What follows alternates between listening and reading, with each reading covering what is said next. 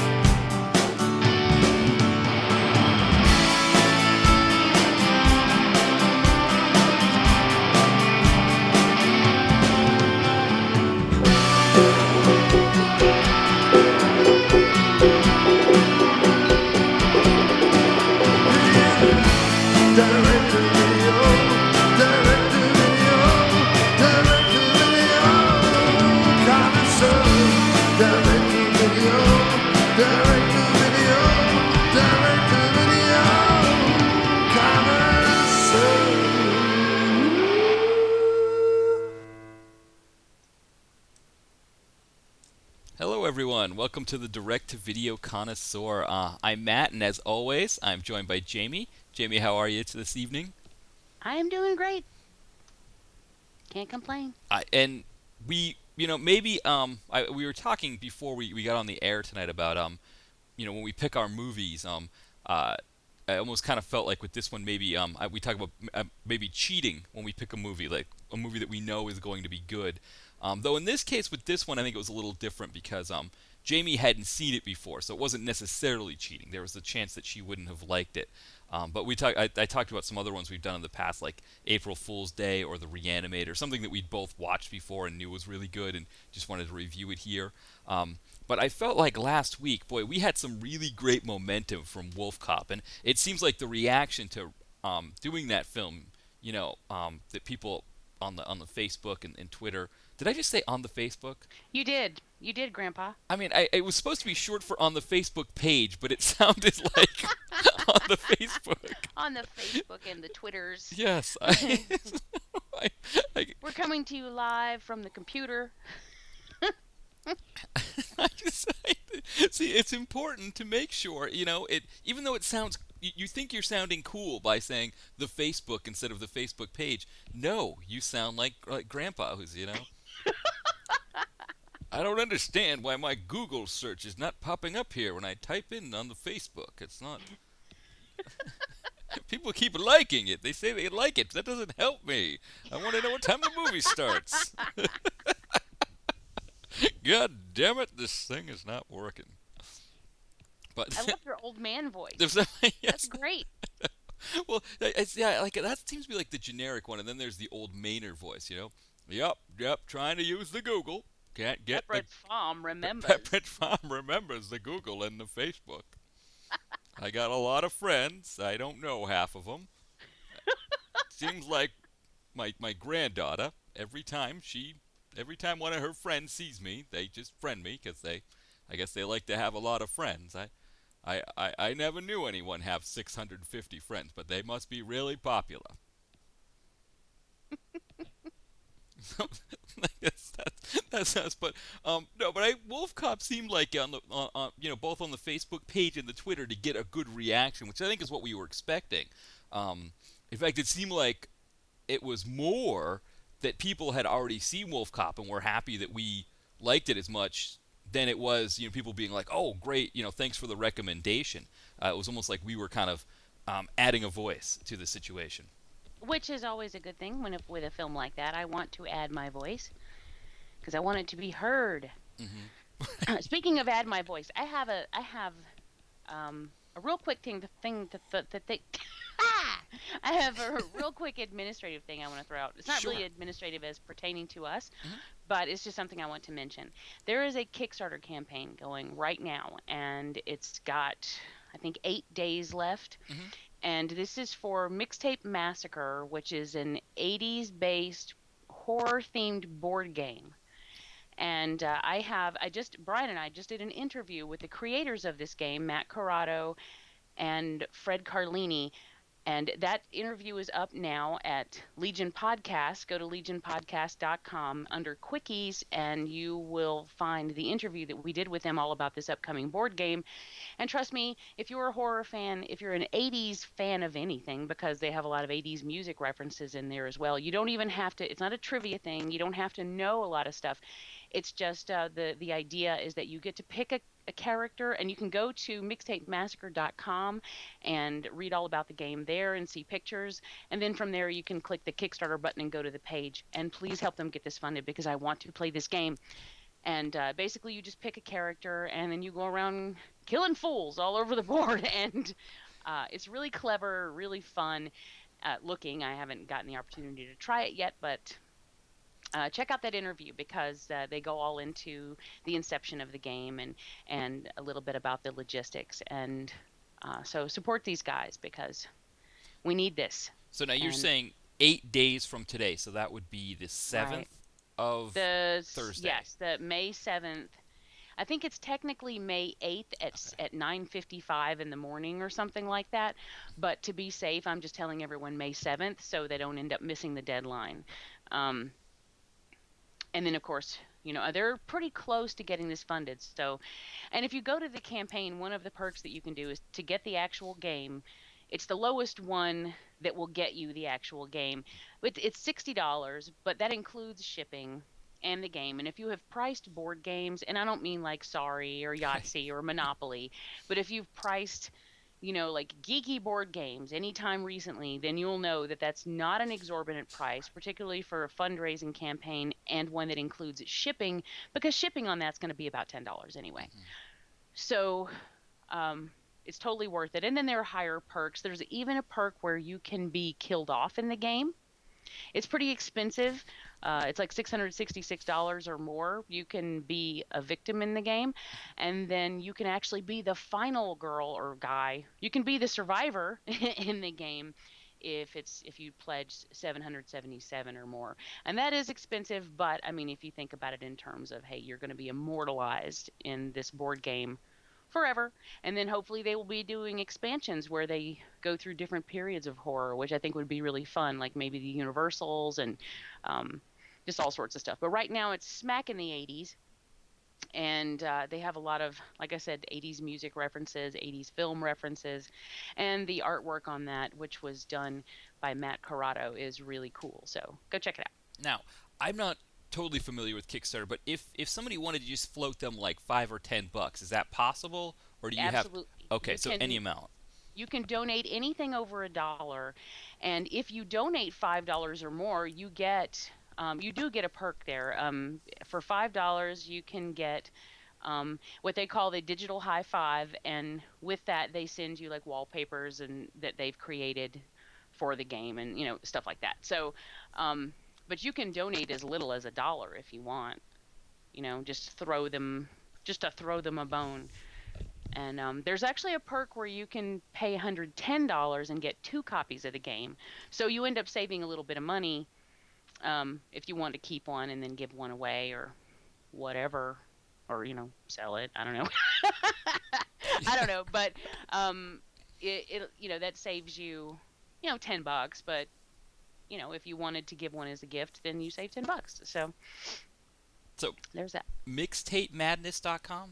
Mixtape Massacre. Massacre. Okay. .com. I'll write that down. So I'll check it out. Yeah. Or just spread it around. Even if horror fans or anyone who would be interested in something like this, just spread it around and let people know, and make sure to check out the interview.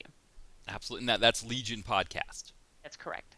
Excellent. Yeah. So I'll have to check that out as well. I mean, I don't know for me if I can do the 60, but I can certainly do a few bucks, to help them out, because it definitely sounds like a cool idea. Now, this is like that, like you said, it's not like a Monopoly kind of board game. It's a little more involved, and you said they might even have expansions in the future. So yeah, I mean, they hope to make this a thing, and I hope they do too, because I really want to collect them all. And these are great guys, really creative, enthusiastic, fun guys who put a lot of work and a lot of effort into it. And it's not one of those board games that just sort of cashes in on an idea but doesn't really have a lot of meat behind it. That just like, oh, you just go around the board. I mean, I've seen these. They're very basic, and someone just had an idea to try to get money, but they didn't really want to put a lot of effort into the logistics of the game. These guys really did the best they could to make it a fun game with lots of replayability that is accessible to people, whether they're horror fans or not. They can still have a good time. So they really put a lot of work into it, and I think they totally deserve our support. All right, that sounds good. Then we'll definitely check that out. Mixtapemassacre.com, and we'll try to get the link on the Facebook as well. On the Facebook. We'll get that link there on the World Wide Web on the Facebook as well, and Twitter, of course, as well too. Of course. Definitely. Now, it'd be nice, if they had maybe a Michael Dudikoff expansion for a Mixtape Massacre, because he was rather prolific in the 80s. More, I guess, maybe more so in the 90s, but he definitely did his share of work in the 80s as well. What? You were the master segwayer. I try my best to really get a good one in. I don't even know if segwayer is a word, but you totally are. And that's what I was saying earlier about Dudikoff, is that when I think of Michael Dudikoff, and this is funny because I looked up his recent picture. I went to his IMDb page. Mm-hmm. And I looked at it, and I'm looking at that picture going, if I were to pass this guy on the street, I would never know who he was. Like, I wouldn't be like, oh my God, that's Michael Dudikoff. I'd be like, who's that guy? And then I just pulled up random images of him from throughout the years, and I got to tell you, he never looks the same. Like, he's there's one other celebrity that I can think of off the top of my head that's like that, and that is Shania Twain. And I have every single picture I've ever seen of her looks completely different. Mm-hmm. And like, even in her first CD, like, if you pulled out the liner notes and looked at all the pictures, it was like a bunch of different women. Mm-hmm. But it's like I look at him, and I'm more familiar with the 90s Dudikoff. Like, right. If you show me a picture of 1990s Michael Dudikoff, I'm on it. Like, I know who that is. But he looks so very different from over the years, and like, this is a very young and very good looking. He's very good looking. Very handsome man. But he looks different to me than he did in the 90s. And I don't know if that's just me, or if I'm just seeing him differently, or if he's just that chameleon-like, but... Yeah, well, I mean, I want to say he was born in the late 50s. So at this point in his life, he would have probably been in his like late 20s, early 30s, whereas like those 90s ones, he was probably in his 40s at that point. Though I can think of some movies he did in the 90s where he was supposed to play that young guy, that he is supposed to be like this guy. So I know what you mean there. He definitely took on a few different looks over time. And it is one of the interesting things about him is that, when you think of like that 80s, 90s action lead guy, he doesn't really have like, he doesn't have that overpowering build that you get out of a Dolph, and he doesn't have like that flashy skill set that you get from a Seagal or a Van Damme, or he's and I guess when I think of overpowering too, I think of maybe Schwarzenegger as well. He didn't really have any of those qualities, yet he managed to lead a lot of action films and do it well in a way that made the films entertaining and enjoyable. Yeah, I totally agree with that, and I like that about him, that he he doesn't have, well, you know that I like that he doesn't have the Seagal presence, right? Because bleh. But even that smarmy, overly muscular Van Damme-ness he's lacking is, I think, a good thing. Although there were portions at one point in this movie, I was like, I kind of want to watch Bloodsport. Yes. And it was really, I only like the competition parts of Bloodsport, because when Van Damme is doing acting things, I really don't care. I just sort of tune out. I'm like, yes, exposition, yes, stop talking now. I want to see monkey style. And those are my favorite parts, is when you get to watch all the different styles during the competition. Mm-hmm. But anyway, this movie at one point made me want to watch that. It was when we get that sort of arena scene with the ninjas, or the nunjas, as I call them, because those are none. They could be none less ninja if Right. if they tried. I'm like, God, these guys suck. What's funny about that, and cause one thing we did is the first one's not available on Netflix, but also I thought it was better just to jump. There wouldn't be a problem to just jump right in here because there isn't a lot that happens in the first one that you need to worry about in the second one. But I did kind of realize one thing about the first one was that the first one they weren't using clones for ninjas, but they were like training all of these people to be these massive ninja fighters, and the ninjas could deal with the local army men very easily. It was that idea that the ninja is omnipotent. But the moment the ninjas came up against Mr. Armstrong or Mr. Dudikoff, suddenly that omnipotence went out the window. Mr. Armstrong was the ninja kryptonite, as it were. Yeah, and it almost kind of felt like this film was making a play on that a little bit. But one thing they definitely did with this film is they played up the goofiness of the ninja aspect a little bit more, which I really enjoyed. And then when they get to number 4, because there's 5 of these, and Dudikoff is not in part 3, which kind of makes it, we kind of feel like it's the worst of the bunch. Whereas number 4, he kind of comes in, it's almost like he just kind of ends the film, his part in the series the way he needed to. But by the time he comes in at number 4, I think that's the one where he catches the arrow with his teeth. And that's the one where they just, it's kind of the all bets are off deal with him fighting ninjas. But this one seemed to have a really good combination of, playing it straight enough, but being goofy enough, too, that you could kind of, see. But you're absolutely right about the ninja aspect of it. It's like, yes, these guys are ninjas, and the ninja is to be feared, especially in the 1980s. But apparently the key is just to have one specific ninja who can take out all of the other ninjas. It only takes one really good ninja to deal with an army of, I guess what we would say, just ninjas. I don't know. They're just guys wearing black outfits Yes. because they are not ninjas. Like the first time we meet them on the beach, because okay, I guess for people who don't know this story, Michael Dudikoff and Steve James are 2 army guys they're rangers who are brought in to investigate some the fact that some Marines have been kidnapped from this island where they're running around not like Marines at all. Like, I'm looking at this going, I want to enlist. I want this life. Look at these guys. You've got Goose in charge. Yes, Goose. I know. It's what's great. It's Goose from. Well, yeah. Now, who is the guy? Because he is from Top Gun, isn't he? If he's not, then he. No, he was in Top Gun. Then he looks exactly like the guy who actually not Goose clearly, but he really looked like a Top Gun guy. Only I don't remember the guy's name that he was reminding me of. But I just called him Goose because he kind of reminded me of him too. But anyway, so they come in to investigate the kidnapping or the disappearance of these Marines, and then so you have one guy who says, "Oh, I took them out on this fishing trip," and then suddenly they were gone and they never came back. So then they get this same guy to take them out to the spot, and I'm like, now if these guys go missing, at what point are they going to start to suspect his involvement? It's like, dude, every time you go somewhere with people, they never come back.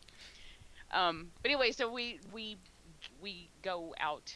And all of a sudden, there are these ninjas on the beach. But they are so un-ninja-like. I have never seen anything. Because they come diving off of rocks. And I'm like, wait, no. Ninjas aren't supposed to announce their presence. You're supposed to be stealthy. You're supposed to be, deadly.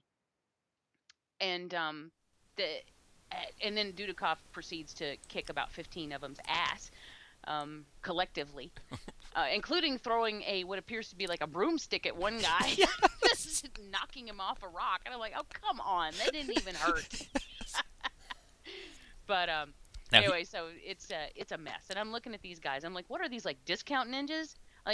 This is the last time you buy ninjas from Sam's Club. Yes. I realize you got a good deal on them for buying in bulk, but these guys are not good. Yes. It's like Equate brand ninja. It's like Jen and I, we bought an extension cord from the dollar store and went away vacation. Got lucky when we came back. 'Cause we have these little ceramic heaters that we keep around the apartment, and we had left it low. We didn't have it on too hard, but we came back. We noticed that the plug was brown. It, the Oh elevator. wow. Yeah, we were lucky that we didn't burn our entire apartment complex down. But yeah, I think that's what happens. Discount ninjas. You potentially burn your apartment down. It's not worth the price. It's not worth buying that. No, because then you're like, this is what happens. You Yeah. still have to invest the same amount of money in all of their costumes Mhm. and in all of their like their sleeping quarters, and you have to feed them. So, and then you end up losing half of them because they're shitty. Yeah. So you have to replace them. You're really not saving any money in the long run, is what happens. As Judge Millian from the People's Court says on a regular basis, the cheap comes out expensive. Yes. You get what you pay for. So I hope they kept the receipt because they need to be returning these ninjas. Exactly. Nunges. Exactly, these ninjas. Now, I just realized that the guy who did play Captain, Goose, the guy who looked like Goose, he actually isn't in Top Gun. I just Okay. thought for sure he looked like someone from Top Gun. I'm saying. Yeah. And then opposite Dudikoff, we have the awesome Steve James, Yes. who is Oh. he's so hilarious in this movie Mhm. because all he wants to do is fight. Mhm. He's like, it's a party, like every Oh. time, and he fights like 20 people at a time, and not that wussy. I'm standing in the center, and they come up to me one guy at a time, and I knock them off. Mhm. Which I've always wondered about in movies. Like, don't the bad guys ever realize that if they were to rush the good guy all at one time, they'd have a better chance? Mhm. When he's repeatedly kicking people's asses as they come up to him one at a time, you'd think they'd figure that out. Yeah. But these guys, they all pile on top of him, and then he just like breaks out like the Hulk, and then he kicks a bunch of ass, and then he's like, I want a party, and then I'm like, remind me never to go to a party with this guy Yes. because that's a dangerous affair.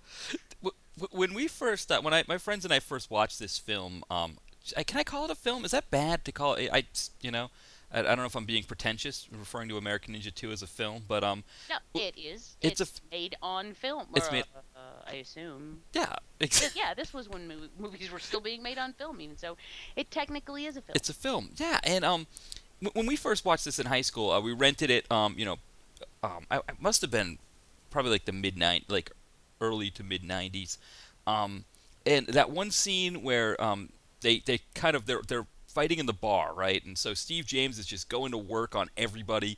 He's having a ball, as you said. He's having a fun time in this huge fight in the bar, and they're leaving because they need to kind of get out of there because it looks like some official personnel are there that could cause them problems.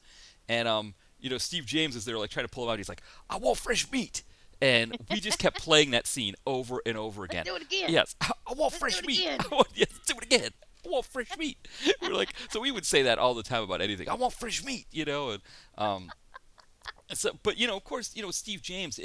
It's one of those things where like this film, I think this one more than the first one. This is another reason why this one is superior to the first one. Is that in the first one, he's kind of like standoffish towards Armstrong's character, so we don't really get his personality at all. Whereas this film, he really gets to be Steve James. And the film is just so much better for it. I mean, he's just constantly making great jokes. He's constantly, when he's hitting on that woman and he's telling her she needs to do things that are more healthy, and she's like, well, what should I do to be healthier? And he's like, well, you can do some isometrics, plyometrics, and me.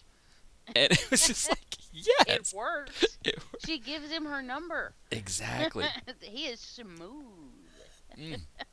He's just fantastic, and I'm pretty sure, I'm 90% sure that the actually I don't know why I'm saying 90% sure because I have no basis for this, but I'm pretty sure that the Jax character in Mortal Kombat is based on Steve James in this role as Jackson.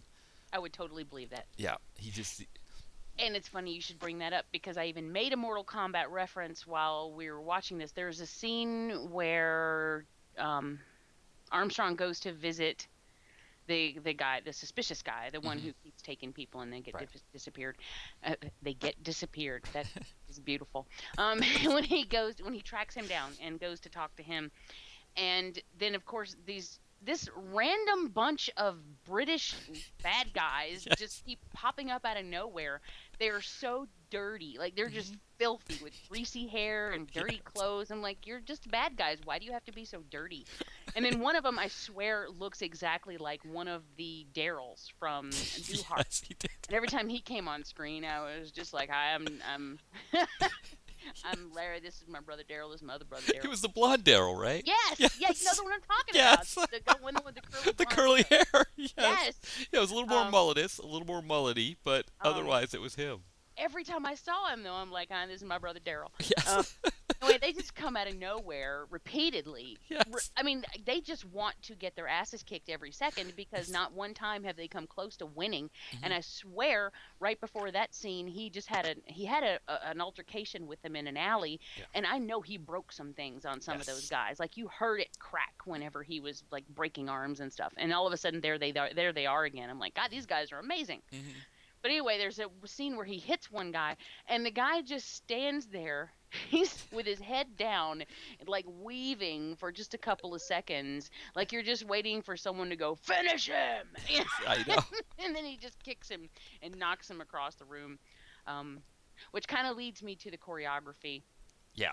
which is not very believable. Yeah. A lot of these things, I'm watching the fights going, well, that didn't just happen. Well, that didn't. I mean, because the trajectory would be wrong when he's throwing a body somewhere, or, the kick is like, what the hell kind of kick was that? And so the choreography is not the greatest. Right. This is not Ninja 2 choreography. No. As you said before the show started, this is clearly American Ninja 2 choreography. It's fun, though.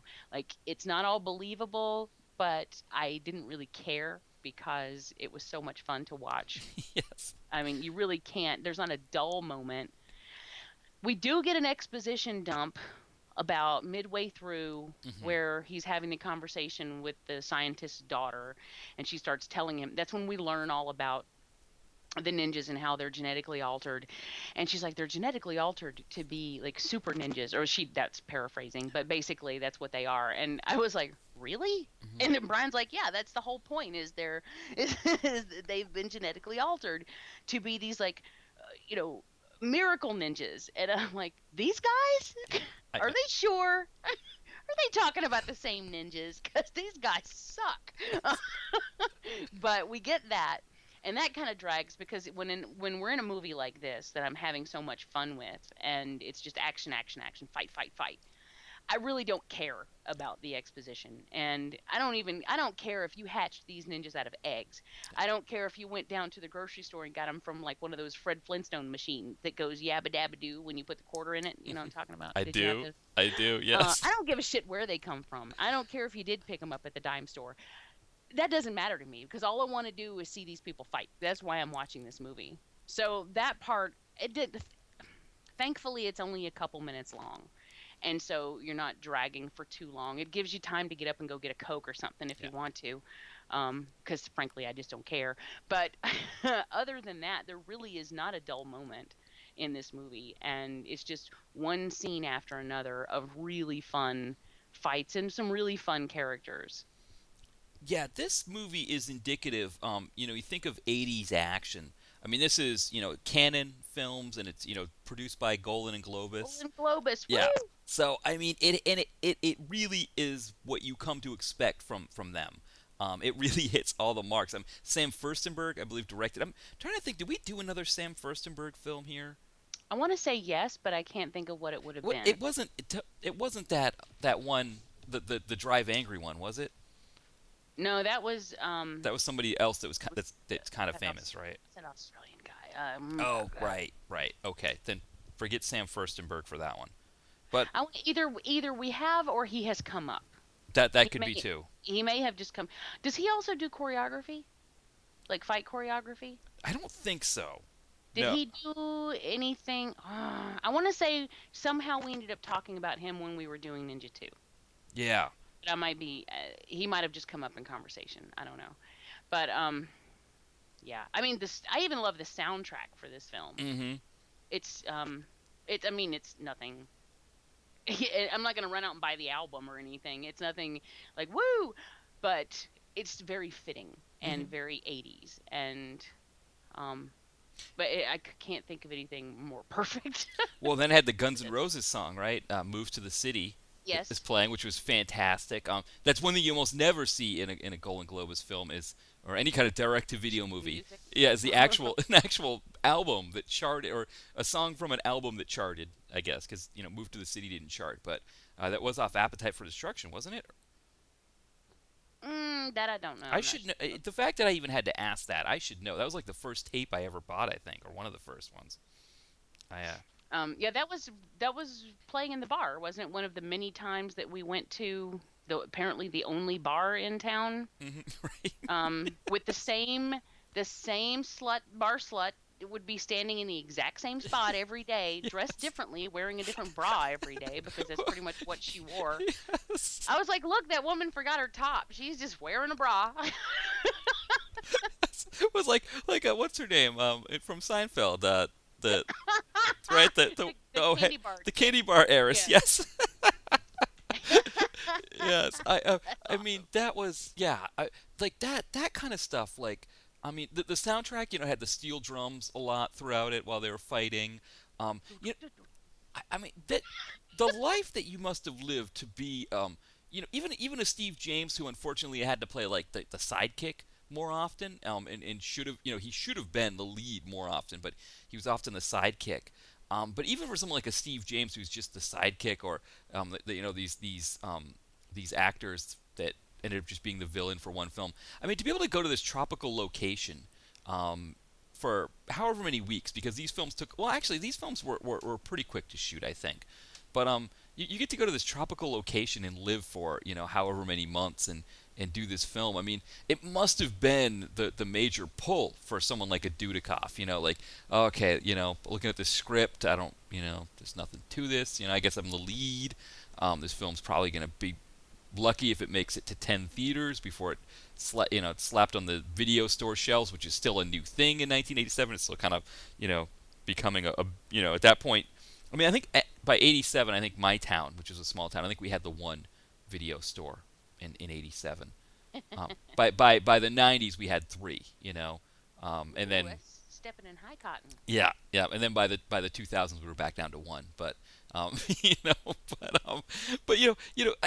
like that the idea of that, like it just seems so fun, and I always think of these B actors. I think there's this idea that oh God, how horrible it is, my agent giving me another bad movie, but I gotta feel like the agents on the phones laying like, listen, we're going to the Caribbean, we're going to French Polynesia, I don't know wherever we're going to shoot this film, what do you say?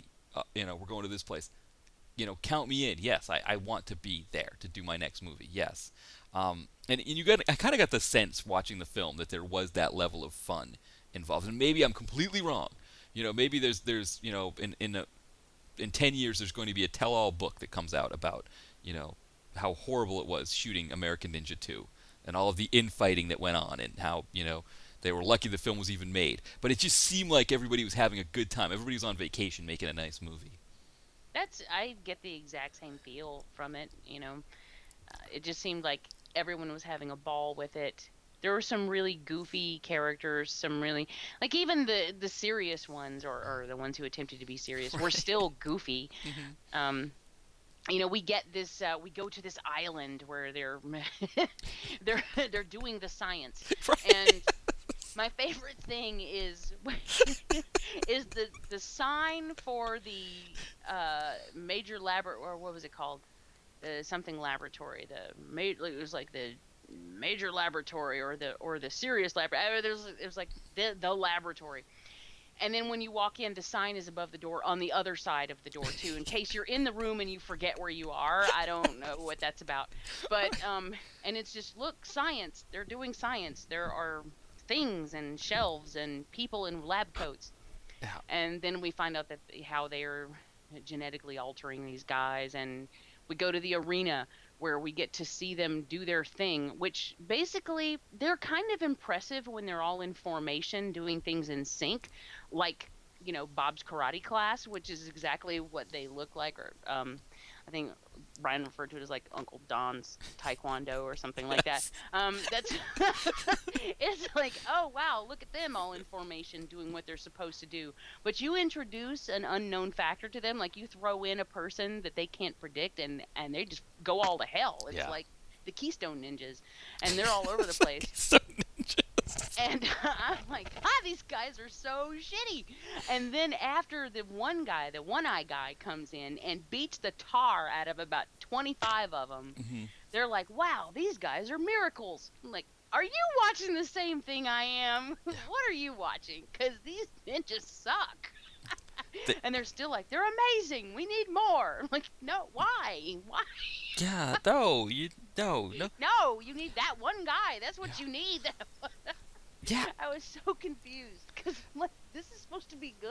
Yeah, and it's it's this I mean the whole thing, the cloning, we're cloning, and I love the idea too that when you clone, you immediately have a full person, which maybe is why the ninjas were so bad, right? Maybe if they just let them grow up on their own. Yeah, you got to wait 25 years, but I love how it's somehow, right, because they're ninjas, right?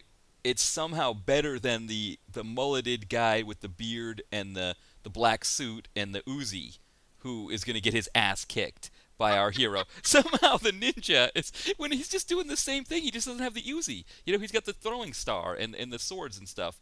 But he might as well just be sitting there waiting to get hit from behind, or the swords that they never use, that they have strapped to their back, but they seem to forget they're there. Yeah. The throwing stars that they always miss with. Yeah. And I'm like, man, these guys are shitty. I mean, they shot a dart at him and he caught it in his fingers. Yeah. And I'm like, well, that sucked. Yeah. And then he knocks them off things with, like a rock. Yes. Or broomstick. He blows hard at him.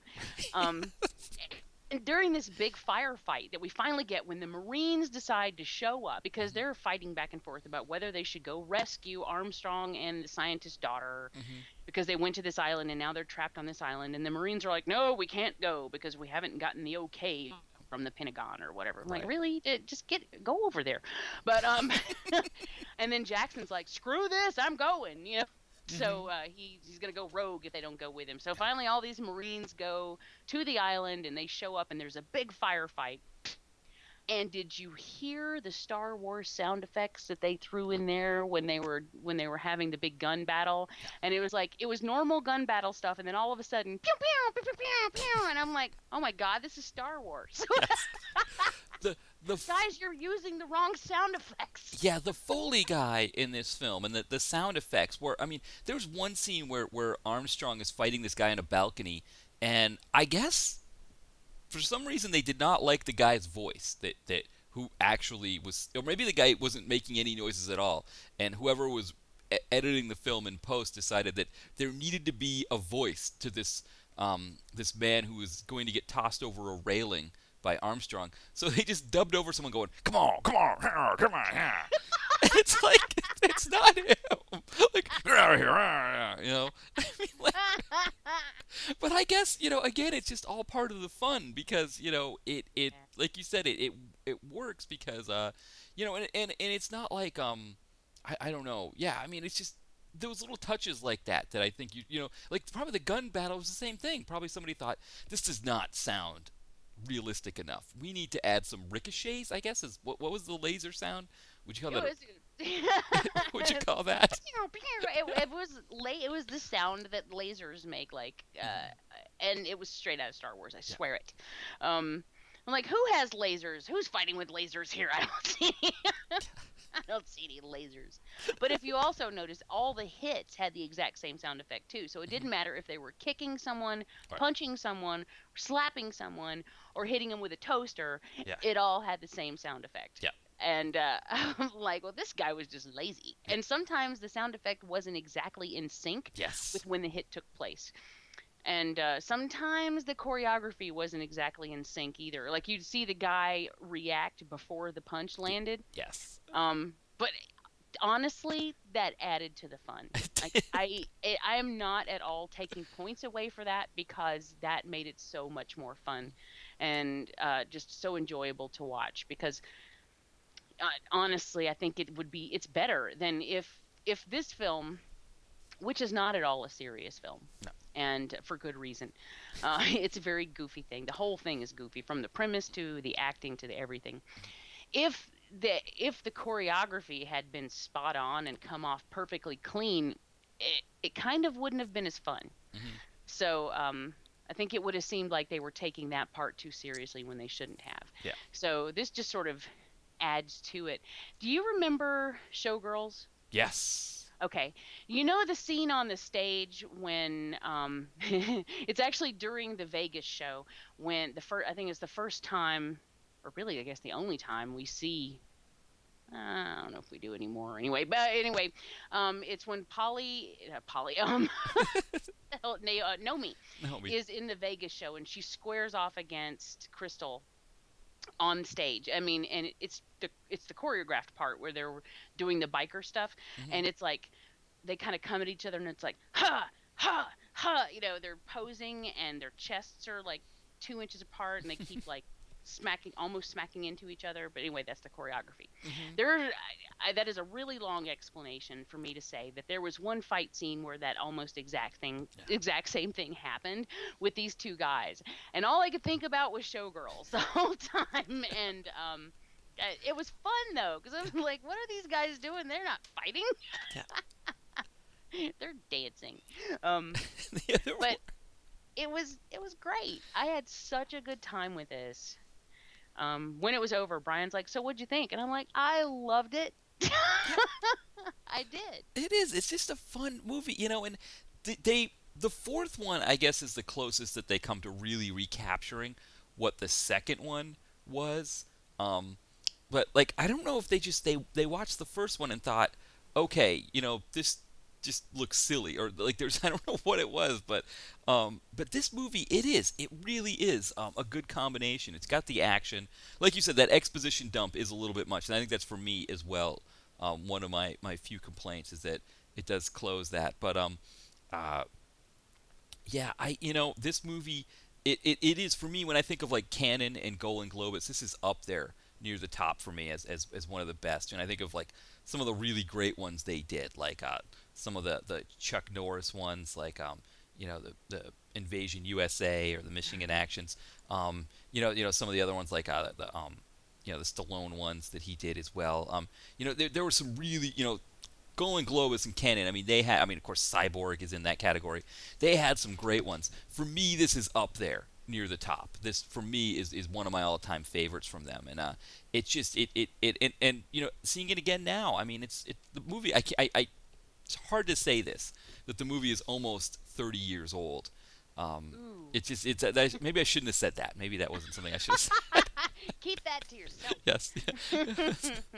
But it still works. It still plays well in a lot of ways. And one of the things I think for me about Golan-Globus and Canon, the only other one I can think of as far as action film production companies that really kind of met this level was PM Entertainment.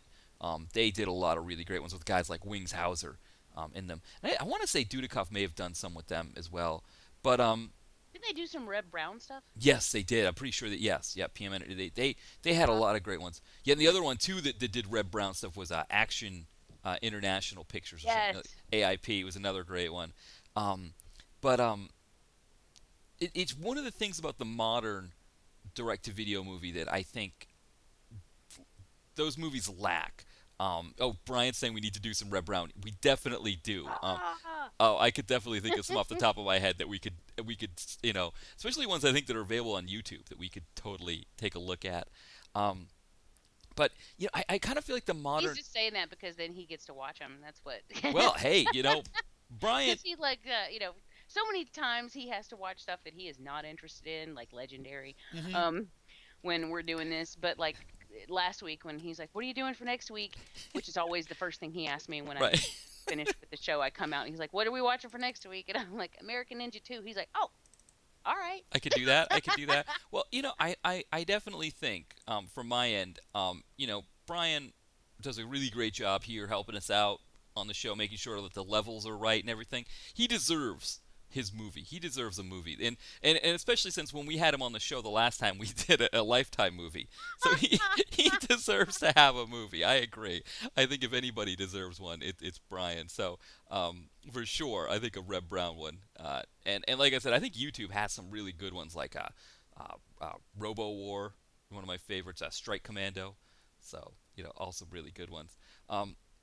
But no, what I was gonna say, the modern direct-to-video movie, I don't know what it is that they try to do with their fancy digital edits and their washed out um, screen. Like they use a digital film that has sometimes has a washed out look to it. They try to be overly dark at times. There's something about the modern direct-to-video film that it it doesn't have what these ones did. Now, I don't think a movie like Ninja 2 really should be put in the category of something like this because Ninja 2 is a different level of quality. Ninja 2 is good, It's a real movie. Exactly. Yeah, so, I'm thinking of a lot of the ones we've looked at that are just crap. And, you know, I I don't want to call American Ninja 2 crap, but I'm just saying, like, American Ninja 2 would not be made today the way it was made back then. There probably would be an overemphasis on making sure the fight choreography is good. I think maybe, with Jackie Chan and Jet Li in the 90s, there was a shift to make sure that films had that really high Hong Kong level of martial arts in it. So that might be one thing. But I also think that the kind of the fun aspects of this would not be in a modern one. They just wouldn't do, I don't think they'd be able to pull any of this stuff off as well as it was pulled off here. And so many of them from the 80s and 90s seem to just get what action is all about. And I feel like somehow that's been lost. There's either this need to make too much plot exposition. This film had one section of plot dump, as you said, and that was it. Then they got on with things. I just think there's just too much in the modern one that just it needs to go back to this. There's nothing wrong with what Canon and Golan-Globus did. Maybe the money thing. Maybe that's a big part of it, is that it's too expensive to do movies today that were done like that back then. Maybe there's too much insurance involved. That you can't just have a stuntman that you can just drag all over an island. Oh my goodness, that was awesome. Yes. That guy was such a trooper. He was. And Brian's like, he gets points for determination because this guy, the scene I'm referring to for people out there is where this ninja is being dragged behind a truck for like 6 miles. Right. And what I thought was funny about that though is it clearly he was padded when he was on the ground, but then when he climbed up the rope and got onto the truck, those pads were gone, and I was like, "Oh, well, all right. Yeah. I guess we weren't supposed to notice that." Yes. There was also a scene where a guy's back got caught on fire, but you could actually see where the Zell gel was, or Yes. whatever. And I'm like, "What? It's white, and there's like an outline." You're not hiding that from anybody. Yeah. It's like, what is that? That's the classic. Great. We paid for the flaming stuntman, and god damn it, we're gonna use him. That's what that was right there. Brand says Ninja Indiana Jones, talking about the guy being dragged, and that's exactly what I was thinking about when we were watching that scene in this movie. I was like, Indiana Jones did that. But yeah, I mean that was I don't know if you'd be able to do that now the way that you could do it then. I mean, because that's a dangerous stunt. Mm-hmm. And I mean, padding is one thing, but that's not going to save you from. I mean, if you're being dragged behind a truck, that is legit dangerous. And I think probably you're right about the insurance would be sky high for something like that, or they might try to digitally do it, which would just be terrible. Mm-hmm. And that's a problem too, is that a lot of times, like even, what's that one with the elephant? The Protector. Yeah. We watched The Protector 2, and there was so much digital stuff in that movie, just so many digital scenes that it just sort of it took away from the actual good choreography and the hard work that went into the real parts of that movie, because every time some of the shitty digital shows up, you're just like, oh man. So that's a problem that I think that the modern direct-to-videos have too, is a lot of times in order to save money, they'll end up having to cheap out and do some really crappy digital effects. Mm-hmm. And it really makes a difference because it shows. And like back here, there's not a digital thing in sight. Yeah. That guy, you might have been able to see the stuff on his back, but he was really on fire. I mean, there was an on fire dude in that. The guy behind the truck, he was padded up, but he was being dragged behind a truck. So that's for real shit. Exactly, and that's probably the biggest part of it, is that it's a combination of those two things, right? That one, the digital aspect that like films can feel, or filmmakers, they either think they can get away with it or they're forced to try to get away with it because of the budget they're given, right? The producers come in and say, no, no, no, you don't have money for that, just make it in the computer. So that's probably part of it, but then the other part of it is that digital editing, right? That ability to make things really, tenths of a second of edits, really, really can be frustrating. This film did not do any of that either. These fight scenes, as badly choreographed as they were legitimately choreographed. There was no, in fact, to the point that we could see the flaws in them because there was no trick photography to, edit a scene. It wasn't like, a lot of times with these new ones, they'll just use split-second editing or, and make it really quick so that, you can take Liam Neeson and make him look like he has, decades of fighting experience behind him when he really doesn't. And a lot of these films do this now so that they can, cheap out on getting a good choreographer and cheap out on really making nice fights look good for us, So I think it's a lot of those things. This film, wasn't afraid to look bad. Go ahead, make it look bad. We just, you can see it. And who knows, maybe if they tried to make this film today, they would try to cover up the bad fight scenes with, split-second edits. And we're seeing the result. We prefer it the old way. It works better. I have my own issues with those edits too, because everyone's like, "Oh, well, it makes sense in an action movie because it adds a tension to the scene." And no, you're covering shit up, and we know it. You use it when you're trying to hide flaws, and you're just hoping that we'll be confused if all we can see is belly buttons and elbows. Yeah. And really, it doesn't confuse me. It irritates me because I want you to stand the fuck back and let me see it. Exactly. If it's not perfect, it's not perfect, but I want to see it. Yes. Yeah. I mean, it's like this idea that, my TV looks great, but it would look so much better if two people were holding it on either end and shaking it up and down as much as possible. I would much rather watch TV that way. It's like, no, I want to see what I'm looking at. It's not cool, and I think too I think these people who make these films don't realize a lot of us watch them in different formats, and so that shaky cam thing, it might be great on a really large screen TV. But on a computer, or if we're watching it right in front of us, on a computer or a smaller screen, it's hard to make out the images. Or there are a lot of ways that we're watching these films now, and it's good for directors, especially if it's a direct-to-video film. It's completely different if you're making Transformers and you're saying, we expect you to watch this on the big screen, and well, if we don't, whatever. But if you're making a direct-to-video film, expect us to be watching it on a variety of formats. I mean, really, you want us to see this any way we can if it's a direct-to-video film. You're happy it's on Netflix, really. And I know a lot of people, myself included, we can watch Netflix on our TVs now through different devices. But I still think for the most part, Netflix, you throw it on your computer while you're doing something as well, A lot of people do. I mean, honestly, you're right. If I was making a direct-to-video movie, I would want to make it as accessible as possible, as far as people being able to see it for what it is. I don't care if they were screening it on Mina Suvari's forehead. I want it to look good, and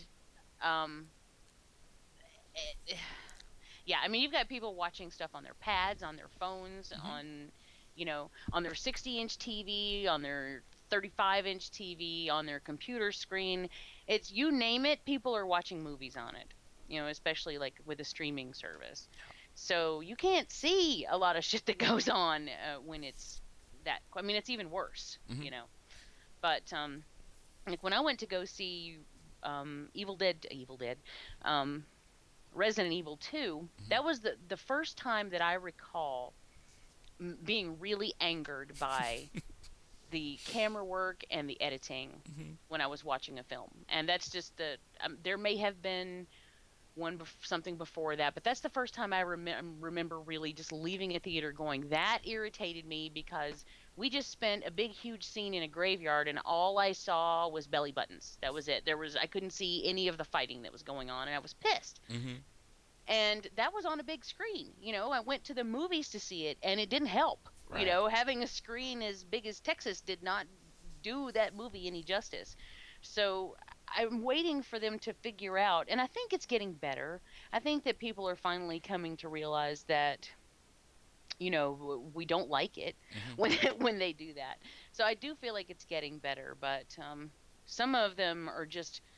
I mean, it's like you're trying to watch a movie while you're strapped to one of those belly shaking machines that. Like the old ones, like the old exercise thing. Yeah, like Yes. you got that belt strapped around your waist, Yes. and you're like, yeah. Yes. Exactly. And that's not good. No. Nobody wants that. Yeah. It doesn't. It's. Yeah. I don't know. It's this idea that I don't know if they yeah. I'm losing. I can't. I feel like they think we're either too ADD that we need to see it like this, or like you said, they're trying to cover something up. I mean, I can't remember what they said the number is on the Transformers movies. Like it's like a half second per shot or something like that. That's how quickly things move. And I know like Mike Nelson, I think, or maybe it wasn't Mike Nelson. Maybe it was one of the other ones, Corbett, or they were on a podcast I listened to talking about riff tracks, and they were saying how it's really difficult to find, with new movies, to be able to riff them, because sometimes they do, like they specifically said Transformers is a tough one to riff because everything happens so quickly that you don't have your moments where you can jump in. It's not like Twilight where the two of them just stare at each other for long periods of time, and you've got all the jokes That's you an can make. excellent point. And not something I've ever considered, but hell, they couldn't even get it out of their mouth before the Right. scenes moved on to something else. Mm-hmm. Exactly. Yeah. And so Hmm. it's I mean, maybe that's why they make it that. Maybe that's what it is that they, after MST3K and the proliferation of us people making fun of their movies, they're just They like, said, "Screw you. try to We'll make it. fix your wagon." Exactly. That's exactly how I picture Michael Bay talking to. Yeah. He's like, "We'll fix their wagons." Oh man, I know.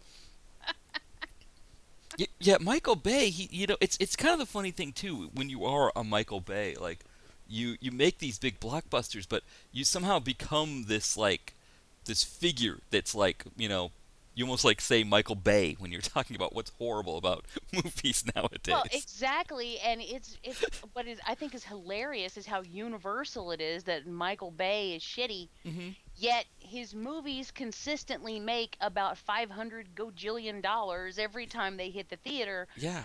But I can't find one fucking person who admits to liking his films. It, So it's like, how does that happen? yeah, I don't know if it's the McDonald's effect where they say that McDonald's people, when they survey people, they almost always say I never eat McDonald's because they don't want to admit to eating McDonald's. I mean, Right. I don't know if that's what's going on with these, but I mean, I honestly I've seen 10 minutes of one of the Transformers movies. I tried to watch it with my nephew, and I was just like, this is insane how bad this is. I think it had John Turturro was in it, and I was just like, John Turturro, what What are you doing? what are you doing, man?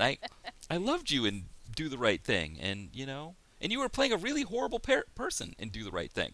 Yeah, but he's a fun actor. He is. Oh, yeah. I mean, the Barton Fink. He's just, But it was one of those things where it's. Yeah, I think maybe that's what it is. But even with that being what it is, I don't even know people who have even seen them a lot of times. Most of my friends are like, I know that there are these. I know Mark Wahlberg was in one recently, but I don't.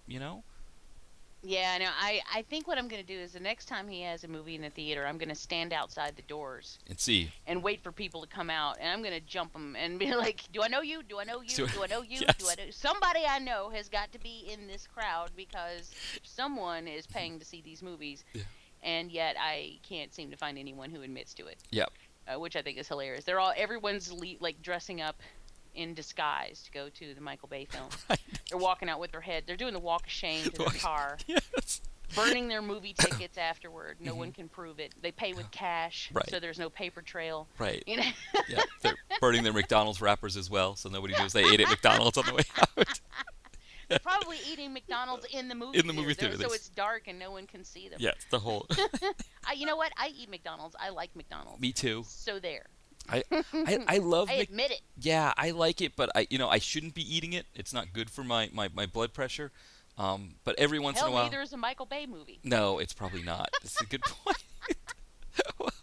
Well, this film is good for your blood pressure, and I think if you haven't already seen this, and I have a feeling most people listening to this podcast have already seen it, but even if you have already seen it, it's worth checking out again while it's on Netflix. It is a classic that just stands up over time. And if you haven't seen the first one before and are thinking, well, I can't see part two because I haven't seen part one, you can. This is not The Godfather. You can jump in the middle. You'll be fine. There's nothing that happens in part one that you were going to look at in part two and be like, I don't get it. I don't know who these people are. No. Yeah, it doesn't even matter. I'm talking from experience. It just Jamie doesn't knows. matter. Yeah, Jamie knows. You get the full experience just by watching it. So, and it's only 90 minutes. It's not a bad time. It is exactly what you want from a Golan-Globus canon film. It hits all the right spots. I totally agree. Yep. I gotta say, I recommend it. And yeah, while it's on Netflix, check it out, because if nothing else, and then rate it, because let them know that we want more of this, because Matt and I are running out of shit to do that's on Netflix. Yes, So, exactly. I mean, pickings were kind of slim, and the last time we were looking, and that's why we ended up here. But I'm so glad we did, because it gave me the opportunity to check this out, and I really love it. So Yeah, I would say when we were looking through Netflix last week to look at films, we're becoming a little more discerning.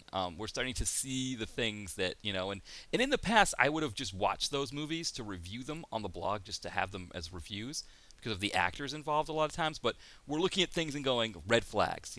These are all of the things that we've seen before. So we're trying to be a little bit more discerning. But yeah, so hopefully Netflix will help us out here and put some more things up here that we can watch on the podcast here. Yep, hear that, Netflix? Do that for us. We appreciate it. Help us Thanks. out, because otherwise we're moving to another platform. We won't be able to help it. So, all right. Well, we did cover a little administrative stuff earlier on, but Jamie, what else are you up to as far as your other podcasts? Well, let's see. Just had an episode of Evil Episodes come out where we talked about Clown and Unfriended. Unfriended, which is still in theaters right now. And Brian, that's a fun episode, because Brian and I had a little moment where we were kind of going at each other's throats during the spoiler section of that review. Not in a mean way. We weren't actually arguing. I've actually had listeners contact me asking if we were okay. And yes, we're fine. We just both get really passionate when we're talking about films, but it was kind of like a rah rah rah rah rah rah rah rah rah while we were talking about Unfriended, and then literally moments later we switched to talking about Clown, and it's like, so I really liked Clown. I mean, it's not. We weren't angry with each other. It didn't stick around. Brian actually gets really pumped and excited when we have discussions like that, and I enjoy it too. And then we just move on to something else. So it was not a serious thing, but it was a fun discussion.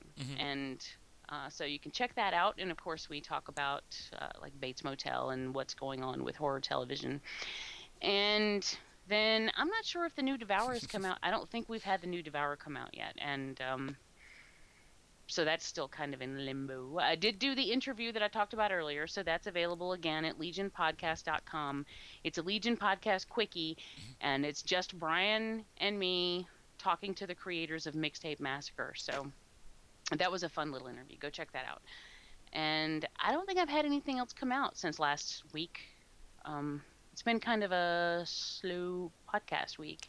Did I talk about Splice? I think maybe the last time I don't know if it was out yet, but I did a guest spot on the projection booth. If I haven't talked about it before, I did a guest spot on the projection booth where we talked about the movie Splice from 2009.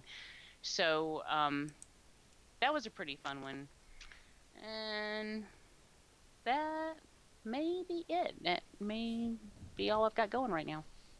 Well, I am still putting up a big goose egg with the blog, but I'm hoping to kind of get there soon. Hey, that's okay. It's only April. I know. It's or almost May. And when was the last one I did? February? I want to say, well, because it was your New Year's resolution, and didn't you do it for like a week? I don't know. Something like that. I thought I made it to February, but I'm not sure. I'm still looking at the legendary images on my my dash here. But hopefully soon, I can start working on getting some blog posts back up, because I enjoy writing on the blog as much as I also like this. I mean, what I love about this show is it kind of it keeps the blog going in some way, because we're doing a similar thing here. And tonight's one, of course, is one that I've reviewed in the past. I've actually reviewed it twice.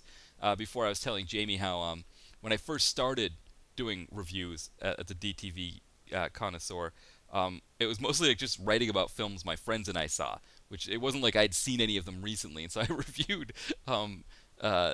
American Ninja 2 after, I don't remember how long ago it had been since I'd watched it. And of course, I was still kind of new to how blogging and all that stuff works, so I think I hyperlinked other people's photos to get pictures for the blog, which I know now is a no-no. But at the time, I didn't understand how that worked. So it was, it was just one of those things. And this guy, Kenner, friend of the blog, longtime friend of the blog, Kenner, who used to have a blog, Movies in the Attic. He was like, "You've got to do American Ninja 2 again. You got to really give it a full review." So I went back and did it a second time and looked it over, and it was, I watched it that time. And so ever since, I've kind of felt like I need to watch movies before I review them. So, and I kind of do the same thing for the podcast as well. Even if it's one I haven't seen, I've seen before, I try to watch it again for us. But yeah, so that's one that you can find you'll find it twice in the archive. So I recommend looking at the first one. I'm not sorry. Look at the most recent one, not the first one, because that's the one that it's better. And it's more comprehensive and worth checking out. All right. Well, what's up with the fanfic? Oh yes, the KNS fanfic. Yes. So the boys have moved on to Romulus. And they are there. They find themselves at a swingers club in Romulus. It's the old trope. I was busy this week, couldn't really come up with a lot, so I went back to the old Romulan ale gig. I hope people aren't too upset with me using that trope. It just seems like, you pull out the Romulan ale and it just, things happen. Let's just say what happens in Romulan stays in Romulan. Right, exactly. Let's just say some of the old tensions between Romulans and Vulcans starts to heat up a little bit. And while that passion happens there, it also leads to some romantic passion. So you get the hate, but we also we sort of use love to rebuild those bond, or bridge between these two worlds that don't like each other. Wow. Yeah, exactly. It's very beautiful. All right. Well, I think that's a good place to leave it this week, but hopefully next week we'll look into maybe making some Reb Brown happen or something like that for Brian. We can help him out there, and for all of his loyalty with helping us out with the technical work on the podcast here. I'm sure he'd appreciate that. Yeah. Yes. Either that or we could watch Lizzie again. We could do Lizzie again. We could do another Lifetime film for him if you'd like. I know there's the Jodi Arias story. I'm sure he'd enjoy that one.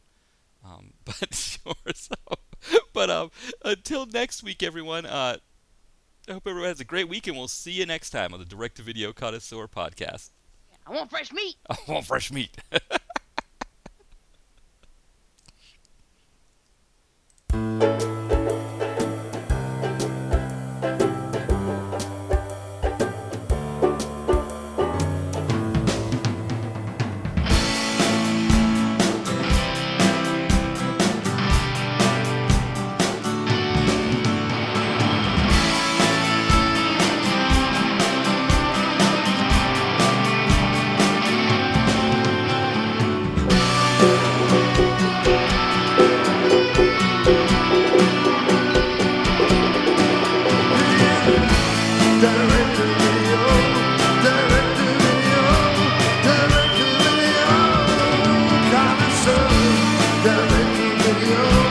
Direct